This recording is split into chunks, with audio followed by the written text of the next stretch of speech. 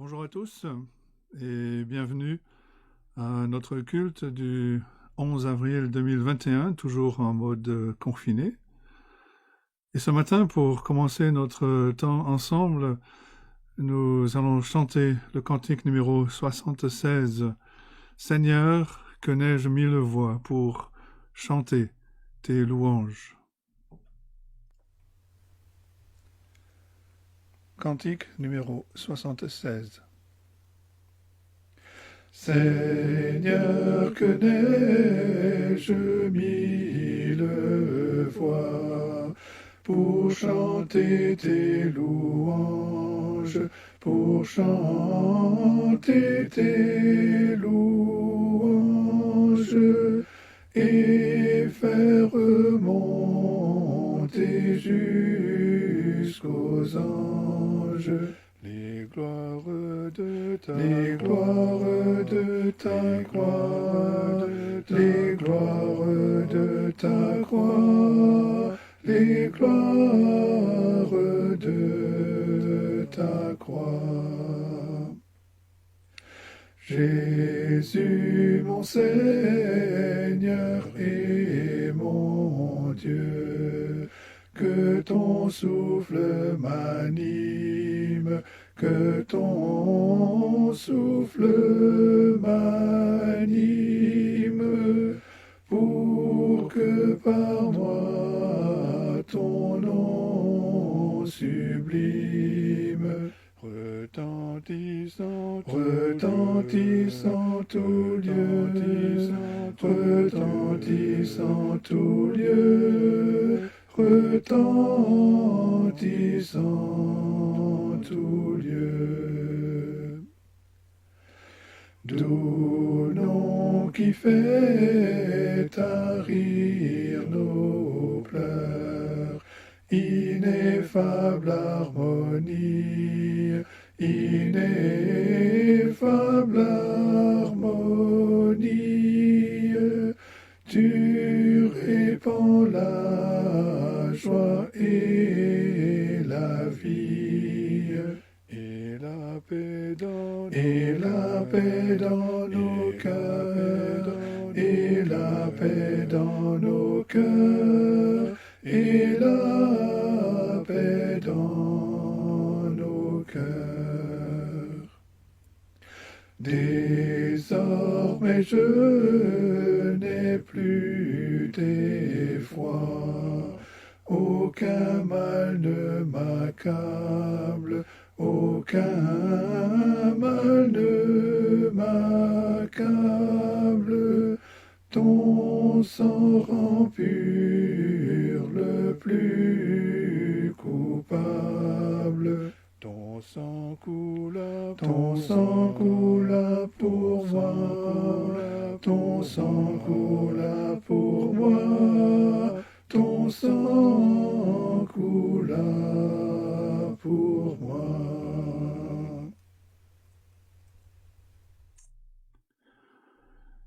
Pour notre première lecture, nous allons nous tourner vers le psaume 106. Psaume 106. C'est un psaume qui commence et qui se termine avec cette phrase « Louez l'Éternel » ou « Alléluia ». Et entre les deux, l'espace est rempli du péché d'Israël, mais aussi de la patience extraordinaire de Dieu. L'auteur énumère les péchés d'Israël en Égypte, près de la mer Rouge, la convoitise dans le désert, la jalousie envers Moïse et Aaron, l'adoration du veau d'or, le mépris de la terre de la promesse, l'iniquité de Baal-Péor, l'irritation près des eaux de Mériba. Il mentionne ensuite l'échec d'Israël quand il s'établit en Canaan. Il rappelle le jugement. Et ensuite, il montre aussi la compassion et la délivrance que Dieu a apporté à son peuple. Et Charles Spurgeon, dans son commentaire sur ce psaume, dans Le Butin du Roi, publié chez Europresse, écrit ceci: Ne manquons pas de nous voir dans cet ancien peuple de Dieu et de nous lamenter en raison des provocations dont nous sommes coupables contre le Très-Haut. Admirons aussi son infinie patience et adorons-le à cause d'elle. Puisse le Saint-Esprit sanctifier ce passage pour notre humilité et notre gratitude. Lisons donc le psaume 106 et voici la parole de Dieu. Louez l'Éternel. Louez l'Éternel car il est bon, car sa miséricorde dure à toujours. Qui dira les hauts faits de l'Éternel? Qui publiera toute sa louange? Heureux ceux qui observent la loi, qui pratiquent la justice en tout temps. Éternel, souviens-toi de moi dans ta bienveillance pour ton peuple. Souviens-toi de moi en lui accordant ton secours, afin que je voie le bonheur de tes élus, que je me réjouisse de la joie de ton peuple, et que je me glorifie avec ton héritage. Nous avons péché comme nos pères. Nous avons commis l'iniquité, nous avons fait le mal. Nos pères en Égypte ne furent pas attentifs à tes miracles. Ils ne se rappelèrent pas la multitude de tes grâces. Ils furent rebelles près de la mer Rouge. Mais il les sauva à cause de son nom, pour manifester sa puissance. Il menaça la mer Rouge et elle se dessécha, et il les fit marcher à travers les abîmes comme dans un désert. Il les sauva de la main de celui qui les haïssait, il les délivra de la main de l'ennemi. Les eaux couvrirent leurs adversaires, il n'en resta pas un seul. Et ils crurent à ses paroles, ils chantèrent ses louanges. Mais ils oublièrent bientôt ses œuvres, ils n'attendirent pas l'exécution de ses desseins. Ils furent saisis de convoitise dans le désert, et ils tentèrent Dieu dans la solitude. Il leur accorda ce qu'ils demandaient, puis il envoya le dépérissement dans leur corps. Ils se montrèrent dans le camp jaloux de Moïse, d'Aaron, le saint de l'Éternel. La terre s'ouvrit et engloutit Dathan, et elle se referma sur la troupe d'Abiram. Le feu embrasa leur troupe, la flamme consuma les méchants. Ils firent un veau en Horeb. Ils se prosternèrent devant une image de métal fondu. Ils échangèrent leur gloire contre la figure d'un bœuf qui mange l'herbe. Ils oublièrent Dieu leur sauveur, qui avait fait de grandes choses en Égypte, des miracles dans le pays de Cham, des prodiges sur la mer Rouge. Et il parla de les exterminer. Mais Moïse, son élu, se tint sur la brèche devant lui, pour détourner sa fureur et l'empêcher de les détruire. Ils méprisèrent le pays des délices. Ils ne crurent pas à la parole de l'Éternel. Ils murmurèrent dans leur tente. Ils n'obéirent point à sa voix. Et il leva la main pour jurer de les faire tomber dans le désert, de faire tomber leur postérité parmi les nations, et de les disperser au milieu des pays. Ils s'attachèrent à Baal-Péor et mangèrent des victimes sacrifiées aux morts. Ils irritèrent l'Éternel par leurs actions, et une plaie fit irruption parmi eux. Phinées se leva pour intervenir, et la plaie cessa. Et la plaie s'arrêta. Cela lui fut imputé à justice, de génération en génération pour toujours. Ils irritèrent l'Éternel près des eaux de Mériba, et Moïse fut puni à cause d'eux, car ils aigrirent son esprit, et il s'exprima légèrement des lèvres. Ils ne détruisirent point les peuples que l'Éternel leur avait ordonné de détruire. Ils se mêlèrent avec les nations, et ils apprirent leurs œuvres. Ils servirent leurs idoles, qui furent un piège pour eux. Ils sacrifièrent leurs fils et leurs filles aux idoles. Ils répandirent le sang innocent, le sang de leurs fils et de leurs filles, qu'ils sacrifièrent aux idoles de Canaan, et le pays fut profané par des meurtres. Ils se souillèrent par leurs œuvres, ils se prostituèrent par leurs actions. La colère de l'Éternel s'enflamma contre son peuple, et il prit en horreur son héritage. Il les livra entre les mains des nations. Ceux qui les haïssaient dominèrent sur eux. Leurs ennemis les opprimèrent, et ils furent humiliés sous leur puissance. Plusieurs fois, il les délivra, mais ils se montrèrent rebelles dans leurs desseins, et ils devinrent malheureux par leurs iniquités. Il vit leur détresse, lorsqu'il entendit leurs supplications. Il se souvint en leur faveur de son alliance. Il eut pitié selon sa grande bonté, et il excita pour eux la compassion de tous ceux qui les retenaient captifs. Sauve-nous, Éternel, notre Dieu, et rassemble-nous du milieu des nations, afin que nous célébrions ton saint nom, et que nous mettions notre gloire à te louer. Béni soit l'Éternel, le Dieu d'Israël, d'éternité en éternité. Et que tout le peuple dise Amen. Louez l'Éternel. Et c'est la parole de Dieu. Je vous invite maintenant à nous tourner vers Dieu dans la prière. Prions. Seigneur notre Dieu, nous te louons pour ce privilège que tu nous donnes de t'adorer ce matin. Tu es le seul vrai Dieu, créateur de toutes choses. Tu es le Dieu de toute gloire. Même les anges, ces créatures parfaites, se voilent la face devant toi. Tu es aussi le Dieu de toute grâce. Tu as choisi et aimé un peuple de toute éternité. Et tu as conçu un plan pour sauver ce peuple, pour le réconcilier à toi. Tu nous as donné ton propre Fils comme sauveur, comme le Rédempteur parfait. Et nous te bénissons pour l'œuvre parfaite qu'il a accomplie.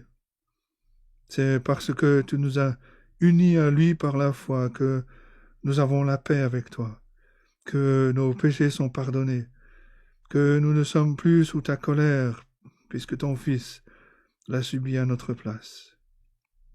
Et nous te louons, Père, pour cette grâce de nous avoir rappelés à faire partie de ta famille. Mais nous confessons, comme le psalmiste, que trop souvent, nous suivons nos pères qui se sont détournés de toi. Trop souvent, nous nous éloignons de toi. Nous écoutons la voix de ce monde. Et nous te louons, notre Dieu, pour ta patience envers nous, pour ta fidélité envers tes promesses. Dans ton amour, tu nous corriges, tu nous ramènes à toi. Et comme le psalmiste, nous ne pouvons que te louer pour ta fidélité, pour ta bonté envers nous. Nous te bénissons pour toutes les bénédictions que tu nous accordes dans ta grâce. Et même dans cette période difficile où nous sommes limités dans nos déplacements, nous te louons pour ta protection, pour ces moyens modernes que tu nous donnes pour communiquer, pour venir ensemble nous placer à l'écoute de ta parole.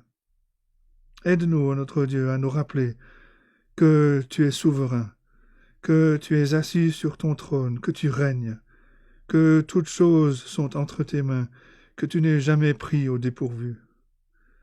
Tu envoies des calamités dans ce monde comme un virus pour montrer à l'homme qu'il ne contrôle rien. Mais au lieu de se tourner vers toi dans la repentance, l'homme se plaint de perdre ses libertés. Ô notre Dieu, pardonne notre lenteur à comprendre, et enseigne-nous à voir les choses selon la perspective de ta parole. Apprends-nous à vivre dans une dépendance de toi, dans une soumission joyeuse à ton plan parfait, surtout quand nous ne le comprenons pas. Et ce matin encore, nous venons à toi et nous te prions d'ouvrir nos cœurs, de parler à chacun d'entre nous. Nous avons besoin de ton aide, parce que nous sommes faibles, parce que nous le laissons facilement distraire. Que ton esprit applique ta parole à nos cœurs, qu'il nous aide à la comprendre et qu'il transforme nos vies par elle. Viens, sois avec ton peuple, bénis ton héritage, pardonne nos fautes, reçois notre reconnaissance et notre adoration, et glorifie ton Fils au milieu de ton peuple. Nous te le prions dans le beau nom de notre Rédempteur Jésus-Christ. Amen. Notre deuxième lecture ce matin est dans le livre des Actes, chapitre 13. Nous allons lire à partir du verset 13 jusqu'au verset 43. Actes chapitre 13, l'apôtre Paul entame son premier voyage missionnaire avec Barnabas et d'autres. Et ils sont arrivés sur l'île de Chypre, où Paul a confronté un faux prophète magicien nommé Élymas. Et on prend l'histoire après la confrontation de Paul. Et voici donc la parole de Dieu. Actes chapitre 13, à partir du verset 13. Paul et ses compagnons, s'étant embarqués à Paphos, se rendirent à Perge en Pamphylie. Jean se sépara d'eux et retourna à Jérusalem. De Perge, ils poursuivirent leur route et arrivèrent à Antioche de Pisidie. Étant entrés dans la synagogue le jour du sabbat, ils s'assirent. Après la lecture de la loi et des prophètes, les chefs de la synagogue leur envoyèrent dire « Hommes, frères, si vous avez quelque exhortation à adresser au peuple, parlez. » Et Paul se leva, et ayant fait signe de la main, il dit « Hommes israélites, et vous qui craignez Dieu, écoutez. Le Dieu de ce peuple d'Israël a choisi nos pères. Il mit ce peuple en honneur pendant son séjour au pays d'Égypte, et il l'en fit sortir par son bras puissant. Il les nourrit près de 40 ans dans le désert, et ayant détruit 7 nations au pays de Canaan, il leur en accorda le territoire comme propriété. Après cela, durant 450 ans environ, il leur donna des juges, jusqu'au prophète Samuel. Ils demandèrent alors un roi, et Dieu leur donna pendant 40 ans Saül, fils de Kis, de la tribu de Benjamin. Puis, l'ayant rejeté, il leur suscita pour roi David, auquel il a rendu ce témoignage. J'ai trouvé David, fils d'Isaïe, homme selon mon cœur, qui accomplira toutes mes volontés. C'est de la postérité de David que Dieu, selon sa promesse, a suscité à Israël un sauveur, qui est Jésus. Avant sa venue, Jean avait prêché le baptême de repentance à tout le peuple d'Israël. Et lorsque Jean achevait sa course, il disait « Je ne suis pas celui que vous pensez, mais voici après moi vient celui dont je ne suis pas digne de délier les souliers. » Hommes frères, fils de la race d'Abraham, et vous qui craignez Dieu, c'est à vous que cette parole de salut a été envoyée. Car les habitants de Jérusalem et leurs chefs ont méconnu Jésus, et en le condamnant, ils ont accompli les paroles des prophètes qui se lisent chaque sabbat. Quoiqu'ils n'aient trouvé en lui rien qui soit digne de mort, ils ont demandé à Pilate de le faire mourir. Et après qu'ils eurent accompli tout ce qui était écrit de lui, ils le descendirent de la croix et le déposèrent dans un sépulcre. Mais Dieu l'a ressuscité des morts. Il est apparu pendant plusieurs jours à ceux qui étaient montés avec lui de la Galilée à Jérusalem et qui sont maintenant ses témoins auprès du peuple. Et nous vous annonçons cette bonne nouvelle que la promesse faite à nos pères, Dieu l'a accomplie pour nous, leurs enfants, en ressuscitant Jésus, selon ce qui est écrit dans le psaume 2. Tu es mon fils, je t'ai engendré aujourd'hui. Qu'il l'ait ressuscité des morts, de telle sorte qu'il ne retournera pas à la corruption, c'est ce qu'il a déclaré en disant « Je vous donnerai les grâces saintes promises à David, ces grâces qui sont assurées. » C'est pourquoi il leur dit encore « Tu ne permettras pas que ton sein voie la corruption. » Or, David, après avoir eu, en son temps, servi au dessein de Dieu, est mort, a été réuni à ses pères et a vu la corruption. Mais celui que Dieu a ressuscité n'a pas vu la corruption. Sachez donc, hommes frères, que c'est par lui que le pardon des péchés vous est annoncé, et que quiconque croit est justifié par lui de toutes les choses dont vous ne pouviez être justifiés par la loi de Moïse. Ainsi, prenez garde qu'il ne vous arrive ce qui est dit dans les prophètes. Voyez, vous les arrogants, soyez étonnés et disparaissez, car je vais faire en vos jours une œuvre que vous ne croiriez pas, si on vous la racontait. Lorsqu'ils sortirent, on les pria de parler le sabbat suivant sur les mêmes choses. Et à l'issue de l'assemblée, beaucoup de Juifs et de prosélytes pieux suivirent Paul et Barnabas, qui s'entretinrent avec eux et les exhortèrent à rester attachés à la grâce de Dieu. Et jusque-là, la parole de Dieu. Que Dieu bénisse la lecture de sa parole à nos cœurs. Avant de passer au message, nous allons chanter un deuxième cantique qui est le numéro 261 dans nos recueils. « J'ai soif de ta présence, divin chef de ma foi. » Cantique numéro 261. J'ai soif de ta présence, divin chef de ma foi. Dans ma faiblesse immense, que ferais-je sans toi? Chaque jour, à chaque heure, oh, j'ai besoin de toi. Viens Jésus et demeure auprès de moi. Des ennemis dans l'ombre rôdent autour de moi, accablé par le nombre, que ferais-je sans toi? Chaque jour, à chaque heure, oh, j'ai besoin de toi. Viens Jésus et demeure auprès de moi. Pendant les jours d'orage, d'obscurité, d'effroi, quand faiblit mon courage, que ferais-je sans toi? Chaque jour, à chaque heure, oh, j'ai besoin de toi. Viens Jésus et demeure auprès de moi.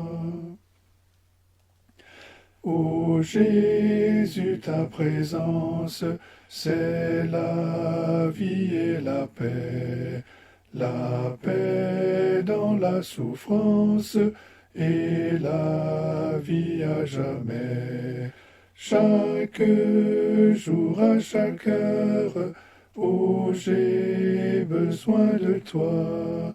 Viens Jésus et demeure auprès de moi.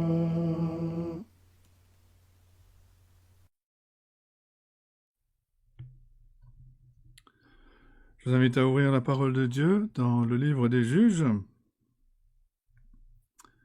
C'est le 7e livre dans l'Ancien Testament. Genèse, Exode, Lévitique, Nombre, Deutéronome, Josué, Juges. Et nous allons commencer une nouvelle série dans ce livre. Nous avons étudié, il n'y a pas si longtemps, le livre de Ruth. Nous avons lu que le livre de l'histoire de Ruth se déroulait au temps des juges. Et donc on va passer un peu plus de temps maintenant à étudier cette période dans l'histoire.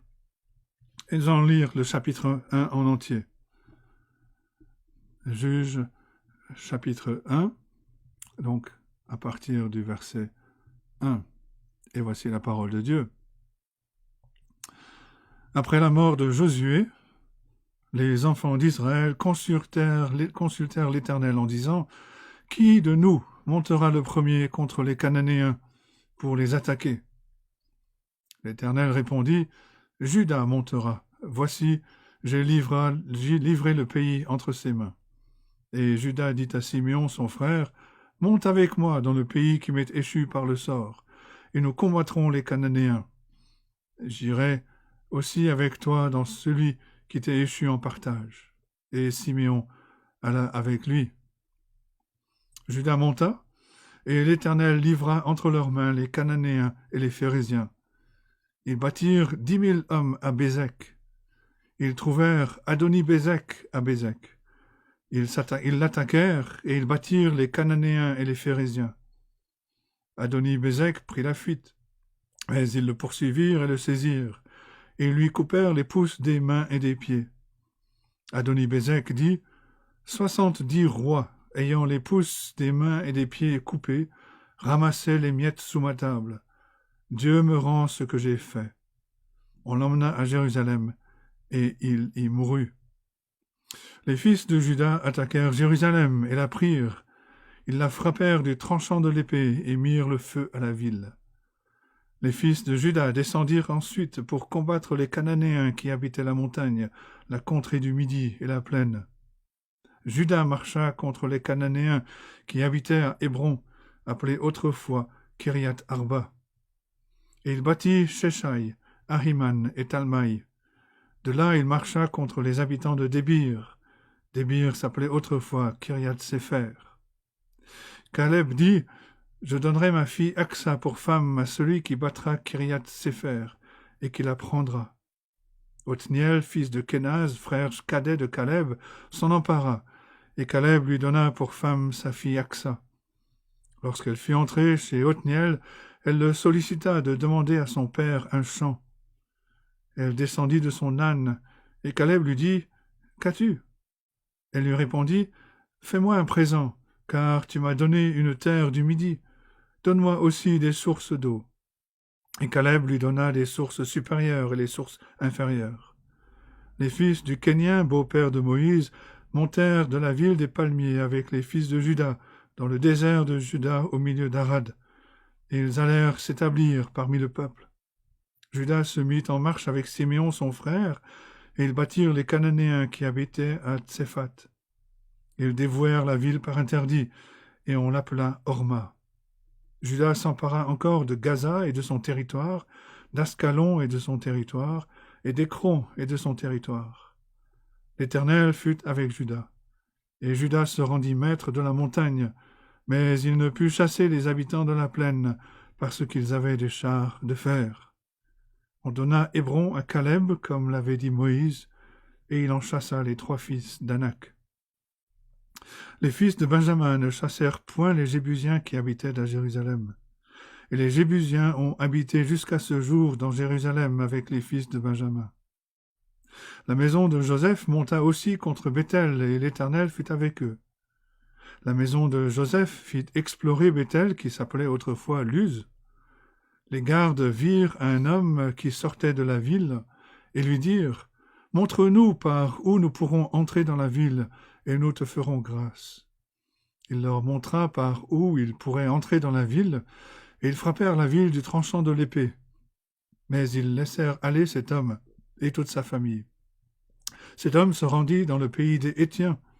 Il bâtit une ville, et il lui donna le nom de Luz, nom qu'elle a porté jusqu'à ce jour. Manassé ne chassa point les habitants de Beth-Shean et des villes de son ressort, de Tanak et des villes de son ressort, de Dor et des villes de son ressort, de Gibléam et des villes de son ressort, de Megiddo et des villes de son ressort. Et les Cananéens voulurent rester dans ce pays. Lorsqu'Israël fut assez fort, il assujettit les Cananéens à un tribut, mais il ne les chassa point. Éphraïm ne chassa point les Cananéens qui habitaient à Gézer, et les Cananéens habitèrent au milieu d'Éphraïm à Gézer. Zabulon ne chassa point les habitants de Kitron, ni les habitants de Nahalol, et les Cananéens habitèrent au milieu de Zabulon, mais ils furent assujettis à un tribut. Azer ne chassa point les habitants d'Akko, ni les habitants de Sidon, ni ceux d'Ashlal, d'Aksib, d'Elba, d'Afik et de Rehob, et les Azérites habitèrent au milieu des Cananéens, habitants du pays, car ils ne les chassèrent point. Nephtali ne chassa point les habitants de Beth-Shemesh, ni les habitants de Beth-Anath, et il habita au milieu des Cananéens, habitants du pays. Mais les habitants de Beth-Shemesh et de Beth-Anath furent assujettis à un tribut. Les Amoréens repoussèrent dans la montagne les fils de Dan, et ne les laissèrent pas descendre dans la plaine. Les Amoréens voulurent rester à Ar-Eres, à Ajalon et à Shaalbim. Mais la main de la maison de Joseph s'appesantit sur eux, et ils furent assujettis à un tribut. Le territoire des Amoréens s'étendait depuis la montée d'Akrabim, depuis Séla, et en dessus. Et c'est la parole de Dieu. Le livre des Juges commence donc avec cette phrase après la mort de Josué, ou plus exactement, voici ce qui arriva après la mort de Josué. Petit rappel, Josué a accompagné Moïse dans le désert après l'exode d'Israël du pays d'Égypte.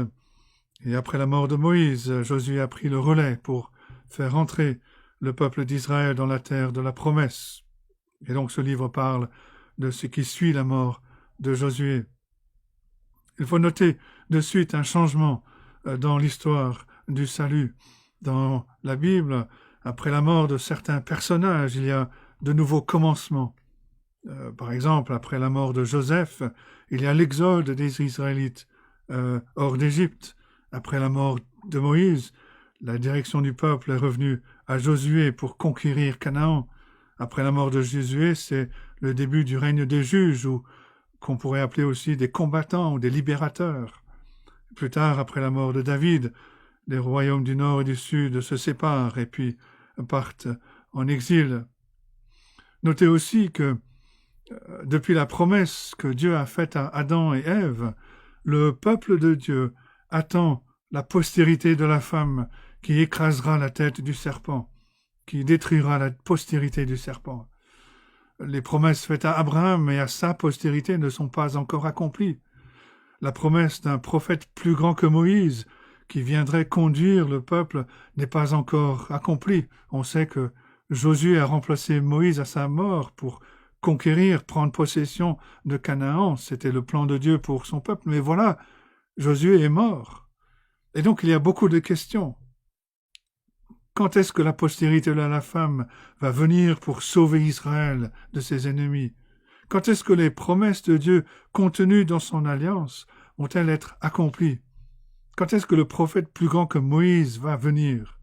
Une autre question se pose maintenant. Qui va conduire Israël? Moïse était, nous le savons, l'ami de Dieu, avec qui l'Éternel parlait face à face. Tout le monde savait sans hésiter que Moïse était le conducteur d'Israël. À la mort de Moïse, Josué a pris la responsabilité du chef de l'armée d'Israël, et tout le monde le savait.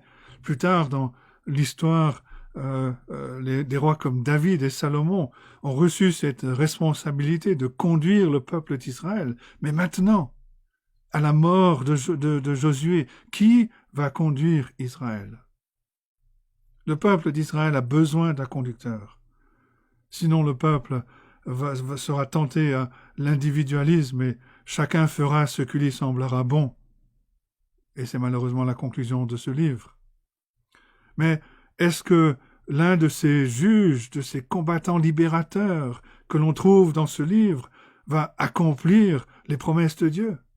Est-ce que l'un de ces juges combattants libérateurs va sauver Israël, va remporter la victoire sur tous les ennemis de Dieu? Est-ce que l'un des juges combattants libérateurs va conduire Israël vers la conquête totale et finale du pays de la promesse? Avec la mention de la mort de Josué, ce livre des juges va décrire la transition entre la période de la conquête du pays par Israël et la période d'établissement dans le pays.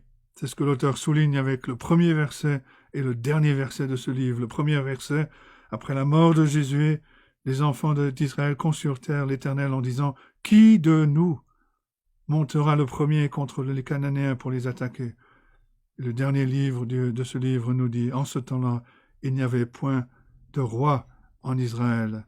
Chacun faisait ce qui lui semblait bon. » Alors, premier grand point, pourquoi étudier le livre des juges?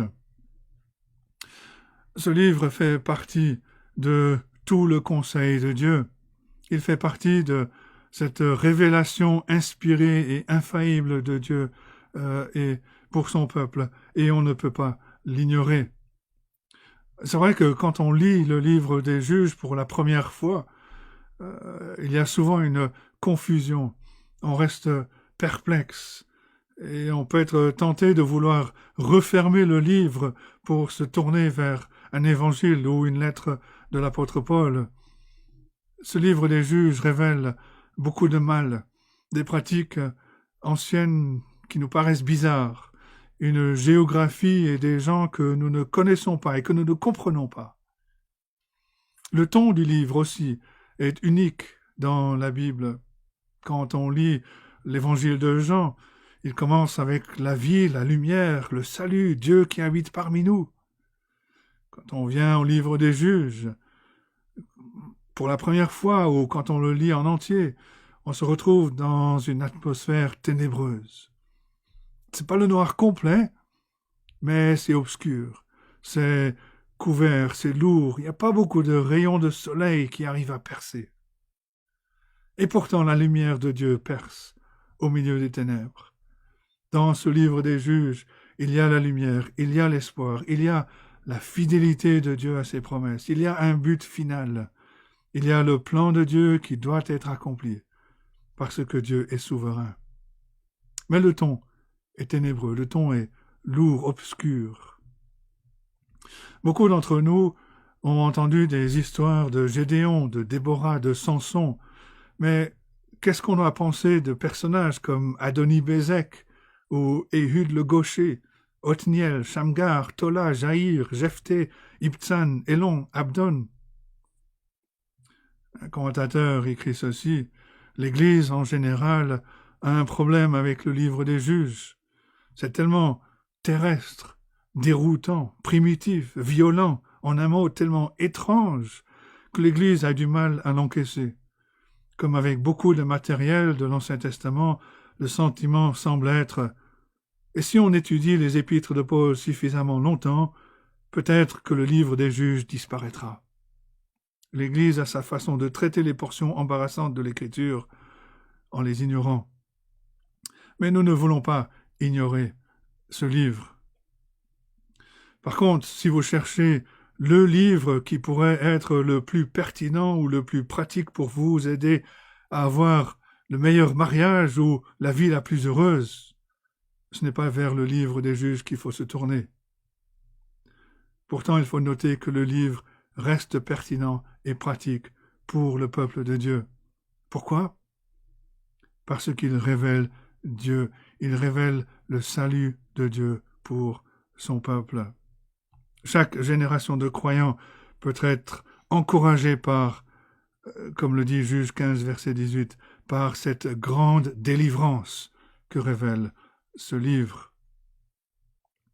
Deuxième grand point, quel est le sujet du livre des Juges? Le livre des Juges parle de beaucoup de choses, beaucoup de personnages. On le verra au fur et à mesure. Mais son thème principal, c'est Dieu qui est plein de grâce, plein de miséricorde, qui est fidèle envers son peuple, envers son alliance. Le livre va aussi révéler comment l'unité du peuple de Dieu, la foi en Dieu, peut amener la défaite du monde, la défaite de la chair, la défaite de Satan. Le livre révèle que là où il y a une absence de foi en Dieu, une absence de foi dans les promesses de Dieu, dans l'alliance de Dieu, il y aura division, échec et mondanité au milieu du peuple de Dieu. Un autre commentateur écrit ceci: le livre des Juges déclare que si le peuple de Dieu devait oublier la grâce qu'il a déversée sur eux dans la rédemption, la relation privilégiée dans le cadre de l'alliance et la révélation de sa volonté, la glissade vers l'apostasie est inévitable. Mais le livre des Juges enseigne aussi aux lecteurs de chaque époque que plus le cœur de l'homme est mauvais, plus la lumière de la grâce de Dieu est éclatante. Le livre des Juges décrit essentiellement la victoire de Dieu et sa fidélité en dépit de son peuple qui ne cesse de tomber dans le péché. qui ne cesse d'être battu par les forces du mal, qui ne cesse de vouloir faire ce qui lui semble bon, plutôt que de faire la volonté de Dieu. Ce livre décrit la victoire de Dieu et sa fidélité. Quand on modernise quelque chose, on parle de modernisation. Mais ce livre des Juges parle aussi de canaanisation d'Israël. Le peuple de Dieu devient de plus en plus comme Canaan, au lieu de l'inverse. Et l'avertissement principal de Dieu pour son peuple à partir du livre des Juges, c'est que le peuple de l'Alliance devient de plus en plus corrompu et pécheur parce qu'il perd de vue la parole de Dieu et son premier amour. Contrairement à la façon dont certaines personnes ont enseigné ou compris le livre des Juges comme une collection de personnages héroïques qu'il faut suivre et chercher à copier, les personnages dans le livre des Juges, en particulier les juges eux-mêmes, ont beaucoup de défauts. Et l'auteur n'a pas écrit ce livre comme une simple collection de récits de morale, mais comme un témoignage de la fidélité de Dieu, de l'amour de Dieu pour son peuple, même quand son peuple n'est pas fidèle. Même quand les responsables de l'Église sont pécheurs et imparfaits, Dieu n'oublie pas ses élus. Il n'oublie pas ses enfants. Alors qu'est-ce qui peut ressortir d'un livre qui parle des échecs répétés et des nombreuses chutes dans le péché du peuple de Dieu? Tout ce qui est bon. En fait, tout ce dont le peuple de Dieu a besoin pour la vie et la sainteté. Les échecs du peuple de Dieu même, du plus fort des juges, du plus fort des combattants libérateurs d'Israël, nous enseignent que ce n'est pas un juge, un combattant libérateur de ce monde qui peut nous sauver. Nous devons lever les yeux et regarder à Dieu qui peut avoir le succès et remporter la victoire pour nous. Dieu seul peut sauver. Dieu est le vrai juge, combattant, libérateur pour son peuple. Alors dans notre étude, nous allons voir qu'il y a un cycle dans ce livre que l'on peut résumer ainsi. Dieu est fidèle, le peuple pêche contre Dieu, Dieu envoie les ennemis de son peuple contre eux pour les corriger, le peuple se repent et crie à Dieu pour être délivré, Dieu est fidèle à son alliance. Et tout cela à cause de sa grâce. Je vous rappelle le cycle pour ceux qui prennent des notes. Dieu est fidèle, le peuple pêche contre Dieu, Dieu envoie les ennemis de son peuple contre eux pour les corriger, le peuple se repent, crie à Dieu pour être délivré, Dieu est fidèle à son alliance et vient sauver son peuple, vient délivrer son peuple. Et tout cela à cause de sa grâce. Un commentateur suggère que ce livre des Juges aurait pu avoir comme titre le titre de la biographie de John Bunyan, l'auteur du Voyage du pèlerin, « Grâce abondante pour le pire des pécheurs ». Ce livre des Juges est un livre qui révèle que là où le péché abonde, la grâce surabonde. Josué est donc mort. Est-ce que cela veut dire que l'espoir du peuple s'est envolé? Est-il encore possible, sans Josué, de prendre possession du pays et des promesses de l'alliance de Dieu? Oui, parce que Dieu n'abandonne pas son peuple. Il est toujours avec son peuple. Troisième grand point, qui sont ces juges, combattants, libérateurs? Alors on y reviendra, Dieu voulant, la prochaine fois, plus en détail. On va simplement souligner certaines choses ce matin. D'abord, dans bien des domaines, ces juges ont fait ce que les prophètes, les sacrificateurs et les rois feront plus tard dans l'histoire. Dans cette période particulière de l'histoire, les juges ont délivré, ont sauvé le peuple par l'épée, et pas seulement par la parole de Dieu, comme le feront les prophètes plus tard. Dieu a suscité ses juges pour révéler un aspect de sa personne. Il révèle Dieu comme le juge de la terre. Mais, deuxièmement, ces juges combattants, libérateurs, n'étaient pas immortels. Leur ministère se terminait à leur mort. Si on anticipe un peu plus loin, en allant au chapitre 2, les versets 18 et 19, lorsque l'Éternel leur suscitait les juges, l'Éternel était avec le juge et il les délivrait de la main de leurs ennemis pendant toute la vie du juge. Car l'Éternel avait pitié de leurs gémissements contre ceux qui les opprimaient et les tourmentaient. Mais à la mort du juge, ils se corrompaient de nouveau plus que leur père, en allant auprès d'autres dieux pour les servir et se prosterner devant eux. Et ils persévéraient dans la même conduite et le même endurcissement. La troisième chose, c'est que ce terme de juge peut être trompeur. Ce titre vient de la version latine. On pourrait très bien traduire le livre des juges comme le livre des libérateurs, ou le livre des combattants, ou encore le livre des chefs de tribu. Pourquoi Dieu a-t-il suscité ces juges, ces combattants, ces libérateurs? Parce que comme nous le lisons en Juges, chapitre 17, verset 6, et dans d'autres passages, 18, verset 1, 19, verset 1, 21, 25, c'est un refrain qui revient.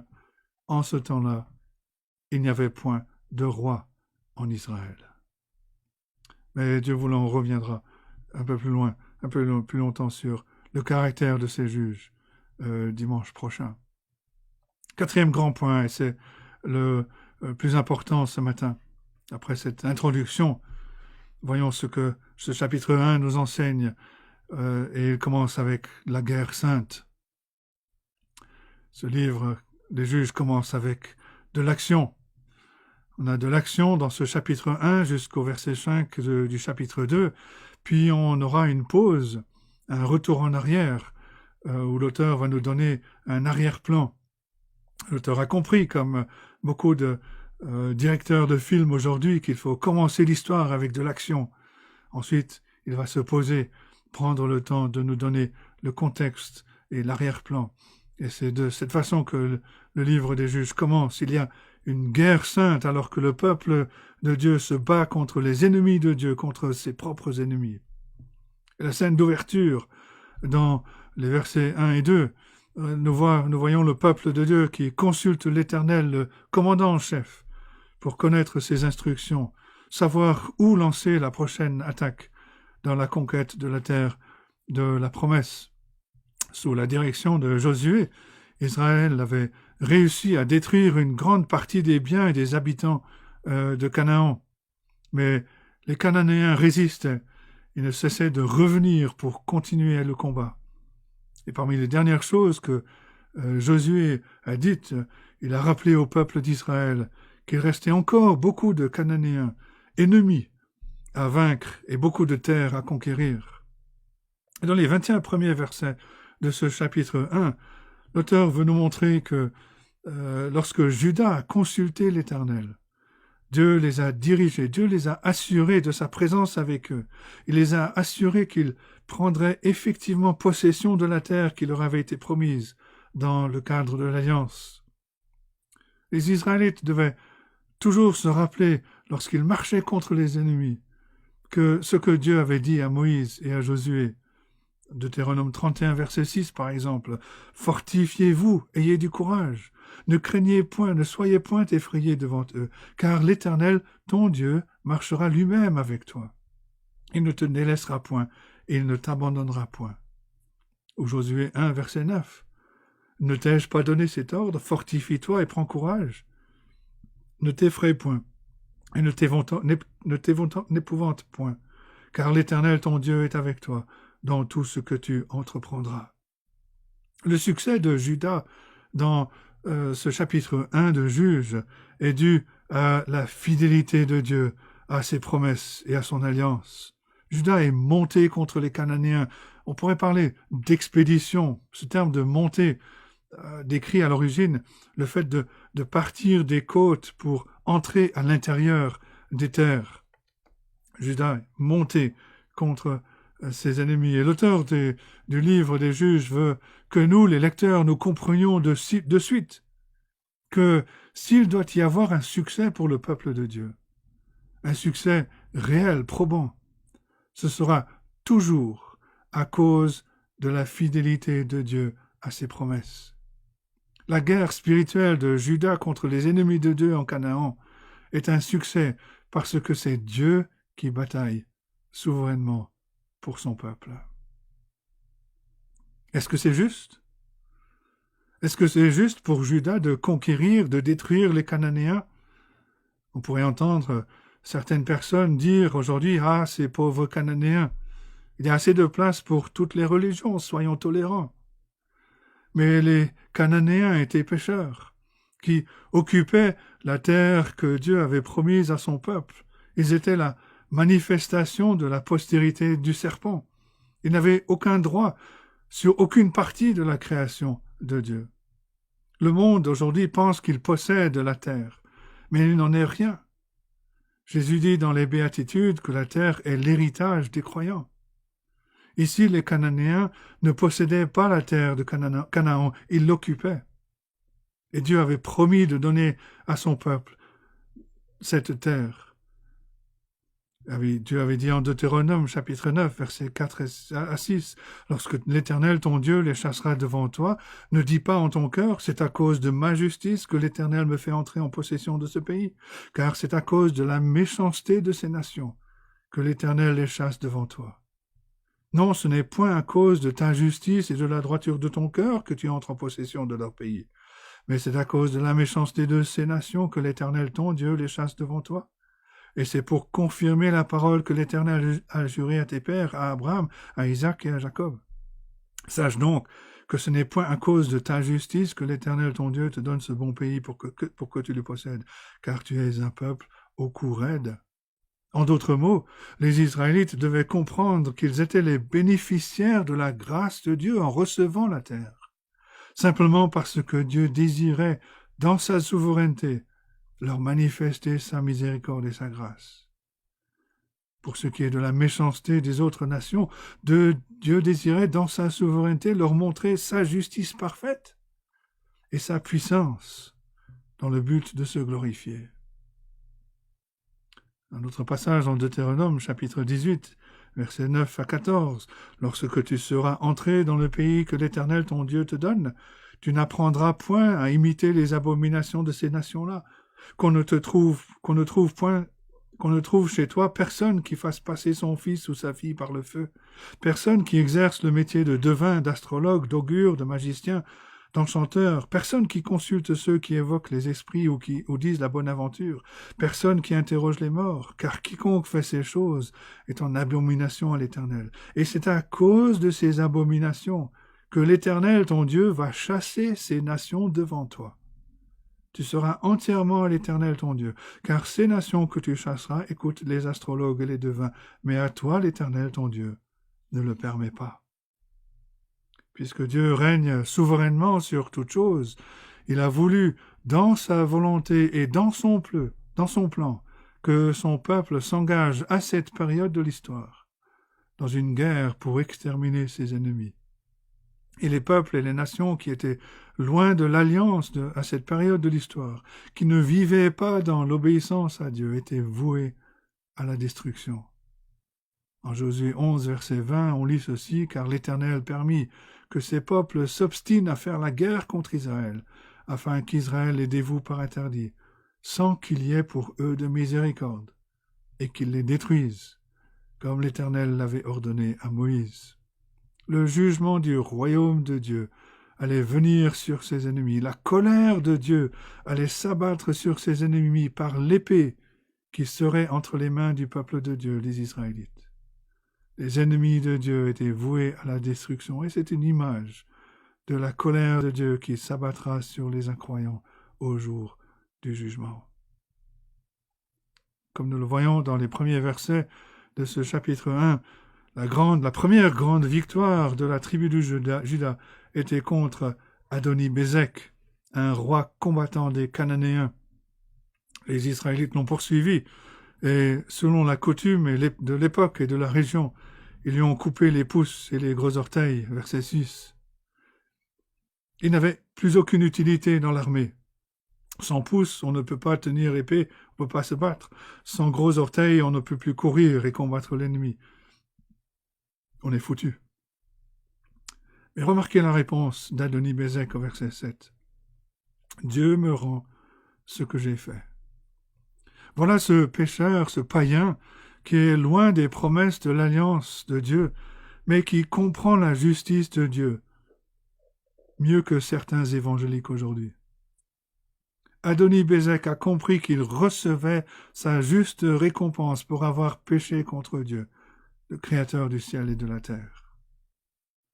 Et cela souligne que malgré le fait d'être païen, incrédule, loin de l'alliance de Dieu, l'être humain incroyant sait quelque chose au sujet de Dieu, au sujet de la puissance de Dieu. Il sait qu'il mérite la condamnation de Dieu pour ses péchés, comme Paul le rappelle dans sa lettre aux Romains chapitre 1, versets 19 et suivants. Le roi Adoni-Bézek, ce roi païen, savait qu'il méritait la condamnation pour son attitude pécheresse, et il le reconnaît.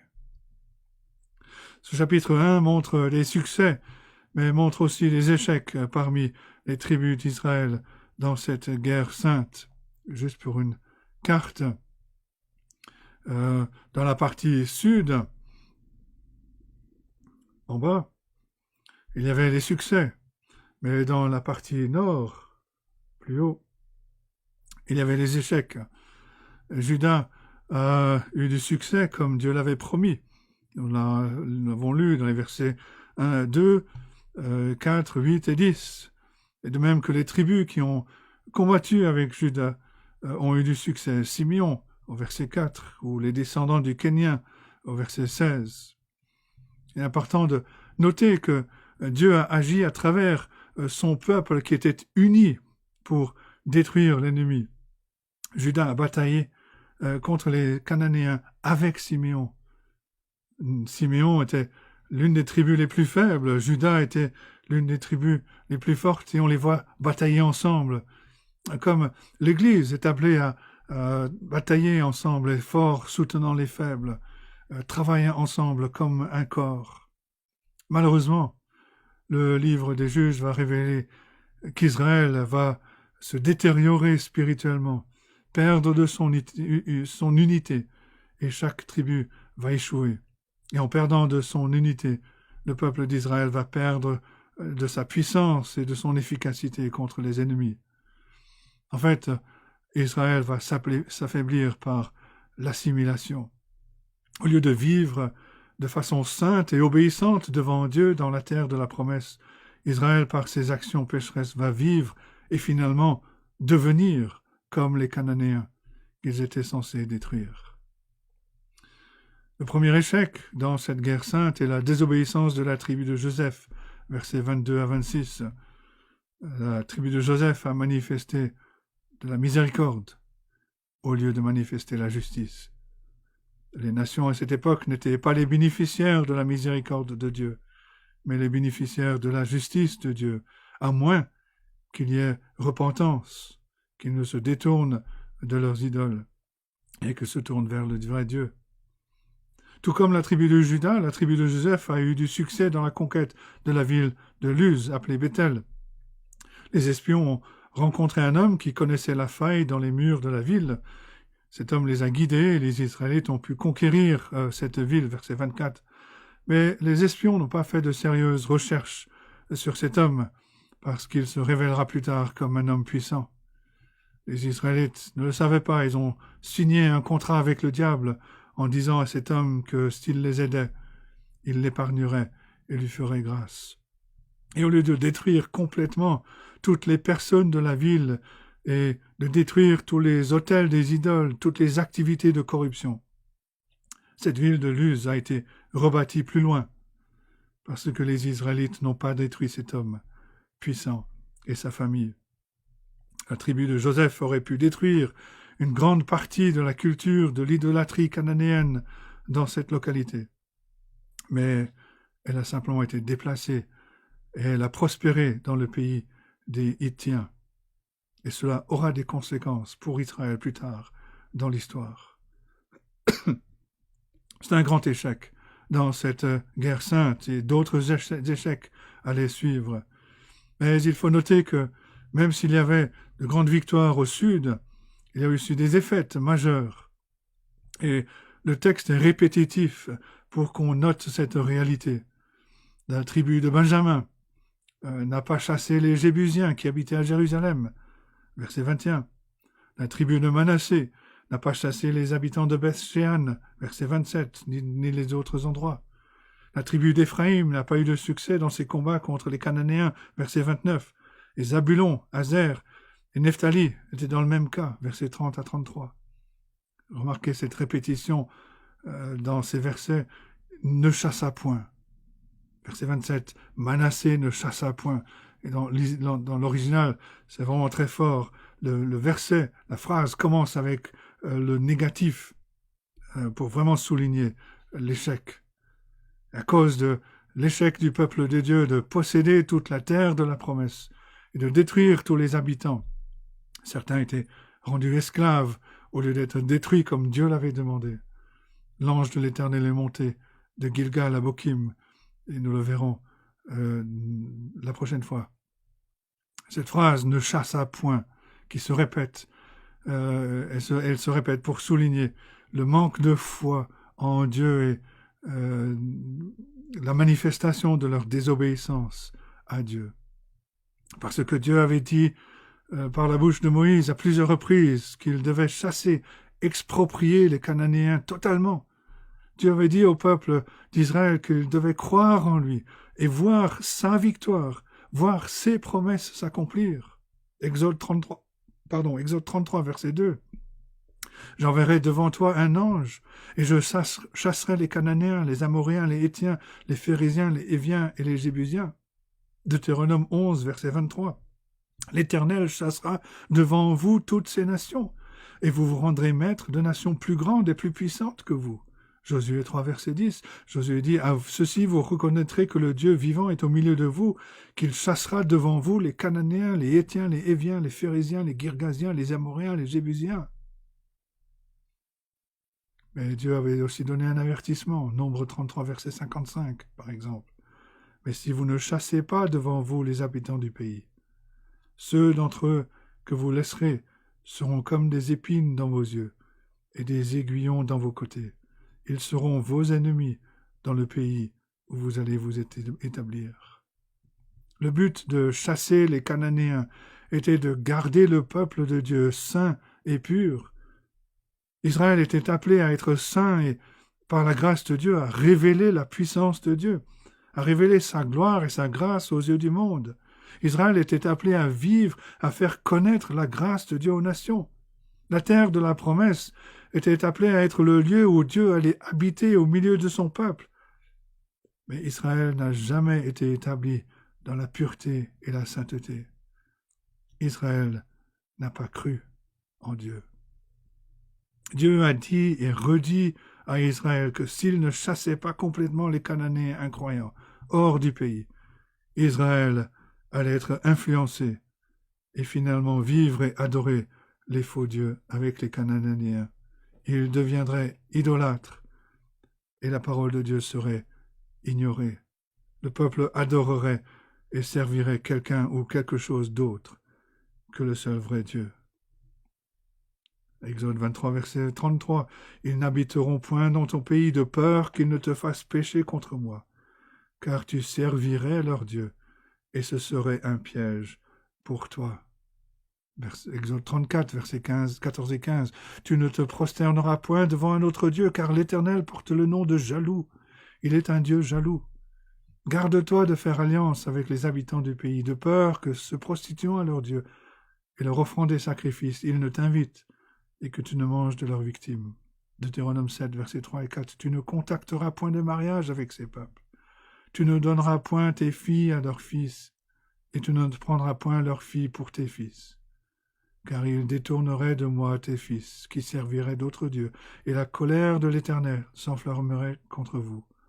Il te détruirait promptement. Israël était appelé à être saint, mis à part pour Dieu, une lumière pour le monde, une révélation du vrai Dieu. Dans la terre de la promesse, Dieu allait vivre au milieu de son peuple et donner un aperçu de ce que sera la nouvelle terre quand le péché aura été chassé. Mais les Cananéens étaient toujours dans le pays. C'est un rapport très triste que nous donne ce chapitre 1 du livre des Juges. Qu'est-ce qu'on doit en penser? Beaucoup de tribus n'ont pas chassé les Cananéens, et l'auteur du livre des Juges veut que nous méditions sur cette infidélité du peuple d'Israël. Leur absence de volonté à suivre les ordres de l'Éternel de façon totale de tout leur cœur allait amener les individus à pécher, allait ronger l'ensemble du peuple comme ronge un cancer. Dieu avait pourtant été clair, si son peuple croyait en lui, si son peuple obéissait à ses instructions, il verrait victoire après victoire. Dieu appelait son peuple à l'obéissance. Dieu avait dit à son peuple, je t'ai choisi, je te conduirai jusqu'à la terre de la promesse. Là, tu détruiras mes ennemis qui pêchent contre moi, et tu vivras dans ce pays que je te donne. Tu ne dois pas vivre avec eux, tu dois les détruire. Pourquoi je fais cela? Parce que je suis un Dieu juste qui punit les pécheurs. Et je suis un Dieu de grâce et de miséricorde qui fera connaître mon royaume à mon peuple sur terre. Mais Israël a fait des compromis sur les paroles de Dieu. Et c'était le début de son échec en tant que peuple de Dieu. Ce qu'on ne doit pas manquer ici, c'est qu'Israël donnait l'impression d'être fort sur le plan militaire. Le texte nous dit qu'Israël était capable de prendre les Cananéens comme esclaves dans leur armée et comme une main-d'œuvre. Mais si Israël donnait l'impression d'être fort en apparence, parce qu'ils avaient remporté certaines victoires et rendu les Cananéens esclaves, les Israélites se trompaient en pensant qu'ils n'avaient pas besoin d'obéir totalement à Dieu. Leur succès apparent était trompeur. Cela nous rappelle que certaines personnes et certaines assemblées peuvent donner l'impression d'avoir du succès à l'extérieur, mais derrière les portes, dans le secret, il y a une désobéissance à Dieu, une infidélité à sa parole. Qu'est-ce que le succès devant Dieu?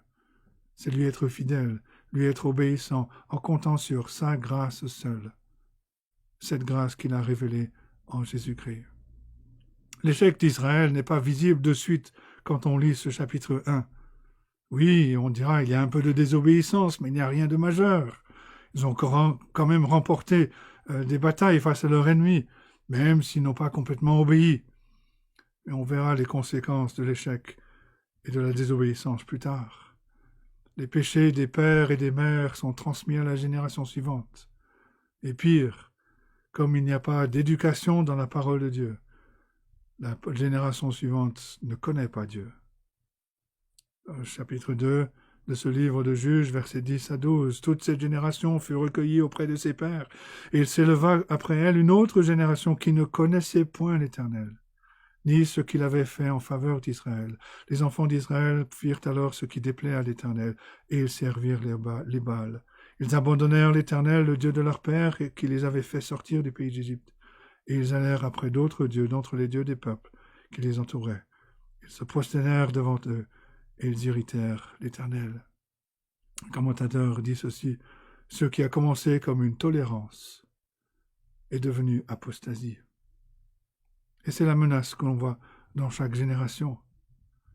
Le peuple de Dieu est tenté de chercher un succès visible, de faire les choses à sa façon, pensant que le pragmatisme vaut mieux que l'obéissance.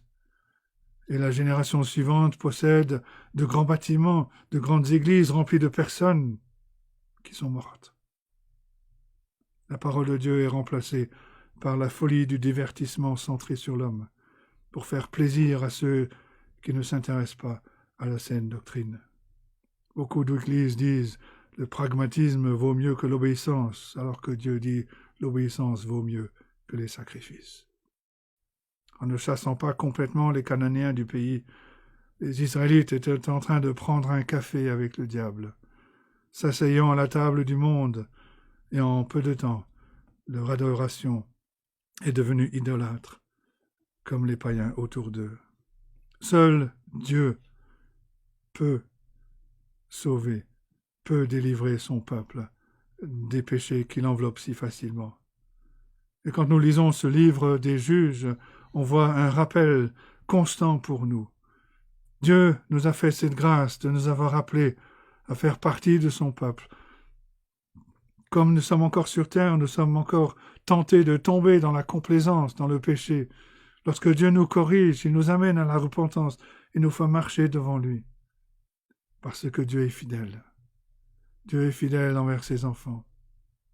Mais s'il n'y avait qu'une leçon à retenir de ce livre des Juges, c'est celle-ci. Aucun homme ne peut nous sauver. Seul Dieu peut le faire. Même le plus dévoué des Israélites n'était pas parfait. Et de plus, l'alliance n'a pas été gardée. Et parce que les enfants de Dieu sont pécheurs, qu'ils ne gardent pas son alliance, seul Dieu peut être notre juge, notre combattant, notre libérateur. Dieu seul doit garder l'alliance pour nous, pour ceux qui croient. Et c'est ce qu'il a fait dans la personne de son Fils, Jésus-Christ. Jésus est Dieu fait homme, le seul vrai juge, combattant, libérateur pour ceux qui croient en lui. En Jésus-Christ, nous voyons celui qui manie l'épée de l'Esprit, qui a l'épée à double tranchant qui sort de sa bouche en tant que prophète éternel de Dieu. En Jésus-Christ, nous voyons celui qui était rempli de l'Esprit, qui a vécu une vie parfaite devant Dieu, ce que nous ne pouvons pas faire. En Jésus-Christ, nous voyons celui à qui la puissance et la force sont données, non seulement pour vaincre nos ennemis physiques, mais il a détruit le péché, la domination du péché, la domination de la mort, et Satan lui-même.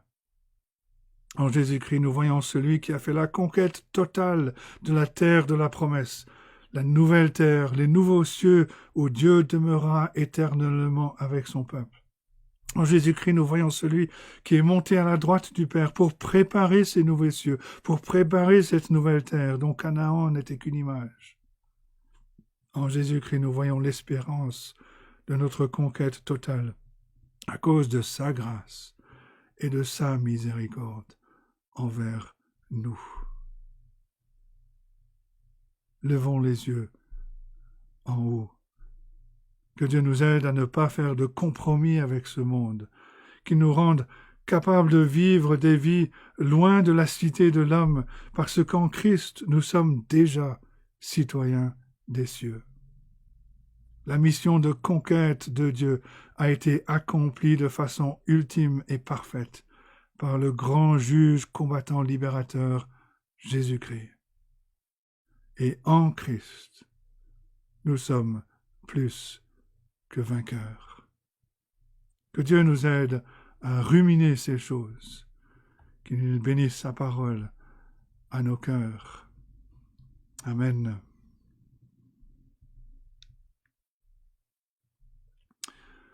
Pour terminer notre culte, nous allons chanter un dernier cantique qui est le numéro 180, « Divine parole qui soutient ma foi, ta clarté console, viens briller en moi. » Cantique numéro 180. Divine parole qui soutient ma foi, ta clarté console, viens briller en moi. Lorsqu'un voile sombre s'étend sur mon cœur, tu dissipes l'ombre d'un rayon vainqueur. Divine parole qui soutient ma foi, ta clarté console, viens briller en moi. Message si tendre du Sauveur en croix, qu'il est doux d'entendre ces mots viens et crois. Par son sacrifice, ineffable don, le Dieu de justice donne son pardon. Divine parole qui soutient ma foi, ta clarté console, viens briller en moi. Que ce triste monde t'écoute en tout lieu, ô Bible, et réponde à l'appel de Dieu. Que toute âme humaine par toi trouve enfin, en brisant sa chaîne, le bonheur sans fin. Divine parole qui soutient ma foi, ta clarté console, viens briller en moi. Nous terminons notre culte avec cette bénédiction que nous trouvons dans la lettre de Jude.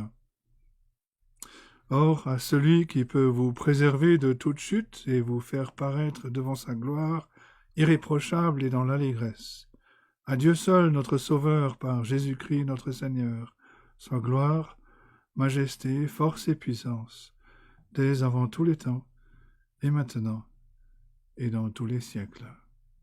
Amen. Bon dimanche et bonne semaine à tous.